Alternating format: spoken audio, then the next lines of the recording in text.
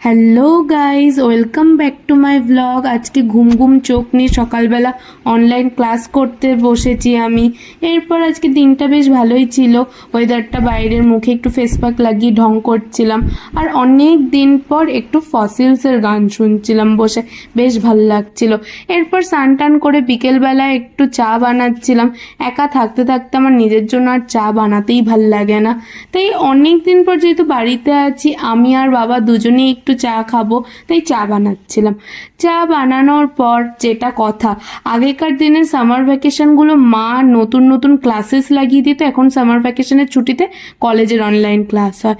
আজকে আমার বাড়িতে ফলাহারি কালী পুজো ছিল, কালী মায়ের পুজো হচ্ছে, তোমরা দেখতেই পাচ্ছ।